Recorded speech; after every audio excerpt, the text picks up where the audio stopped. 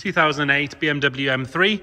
As you can see, this is your E92, so your coupe shape in Melbourne Red with the carbon roof, black interior. We'll start by having a good look at the bodywork, then we'll move on to the interior, check out the engine bay, and we'll get it fired up. As you can see, this one looks nice and standard. It's not been lowered, it sits nice. It's on the standard diamond cut wheels. Doesn't look like it's been messed with too much. We'll have a good look around the bodywork to start with. If we look down this driver's side, you can see it's nice and straight all the way down there. It's not full of ripples or dents or full of filler or anything like that. Nice and clean on this front wing. There's no marks around the actual arch itself. Wheel is all nice and tidy, apart from we've got a little bit of lacquer peel in the centre section there, which you can see, which is quite common on those wheels. But the rest of it is all good. There's no nasty curb marks or anything like that. Coming down this side, nice and clean all the way along the sill there. Not looking at any lacquer peel, which is quite common on this colour BMW. We do have a little bit of lacquer lifting on the top of the wing mirror, you can see there. The rest of the paint on the driver's door, that's all nice and tidy. We do have one small mark just there. It's worth pointing that out at the bottom of the door there. And there is a little stone chip just on the top there, where the window meets the bodywork.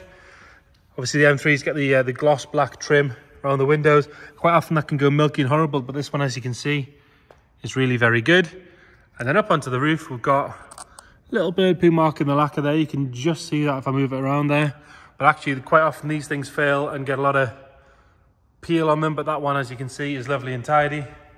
Down the A-pillar is all nice. It's all good down the bottom there. There's no delamination on the windscreen or anything like that. And again, quite often the dip feature on these can sort of bleed out and fail, but these ones are all good. Coming down this side, again, this rear quarter, nice and tidy. There's no marks there.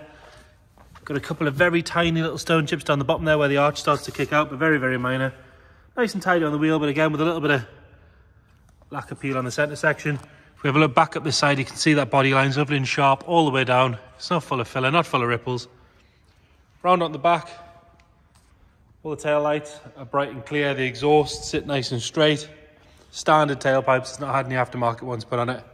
All the badging is good. There's no real marks to note on the back there. All nice and clean and tidy. And then along the top of the boot, again, all nice and neat. Arguably a good polish would make a difference. There's the odd little swirl there, here and there, just from being washed with a sponge. And then coming around on the passenger side again, looking down this side, you can see not full of ripples, not full of dents, not full of filler. It's rear arch again, all good down there. A couple of minor stone chips down the bottom there, but nice and tidy on the rear quarter. There's one tiny little stone chip there that has been touched in with a slightly off colour red. We'll have another look at the roof from this side. That's all good. Down the A-pillar here is nice. Along this side of the windscreen is all good as well. All the glass, with it being a coupe, can quite often get quite scratched, but this one is clean and tidy. And that trim all the way around there is all good. No other real marks to note coming down this side. All good on there. A little bit of the same issue on this side on the wing mirror. Just wants those caps re-lacquered, to be fair. Nice and tidy on this front arch. There's no sign of any stone chips or anything on that. Another good wheel with a little bit of the lacquer peel in the centre section. Like I say, quite common on that style wheel.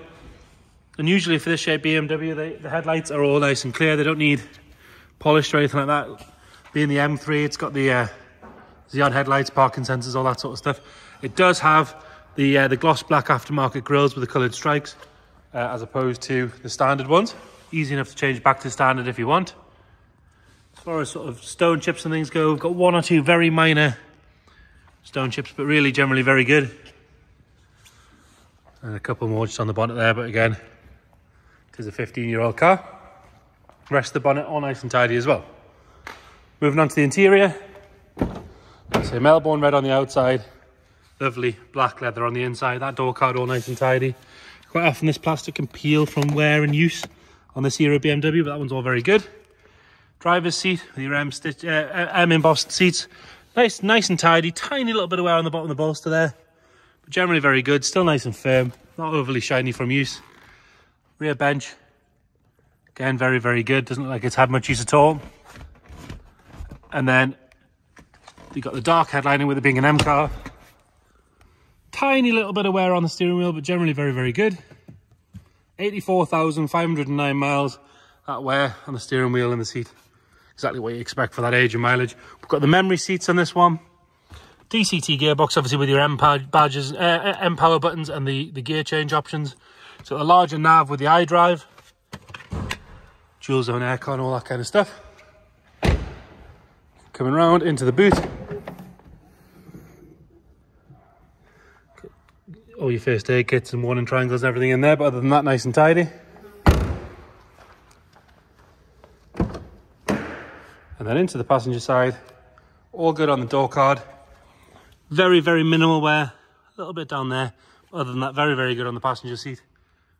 And nice and tidy on the dash. All the buttons are clear, not worn out or anything like that.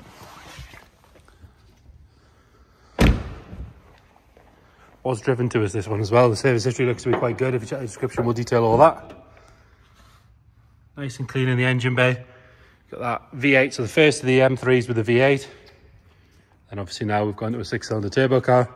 Just over 400 horsepower. It's not dropping any fluid on the floor. Like I say, check the description. We'll detail everything as far as service history goes. We'll get it fired up.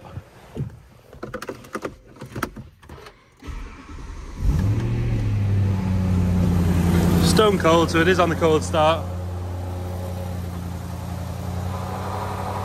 As you can hear, fire it up on the button. No warning lights on the dash there.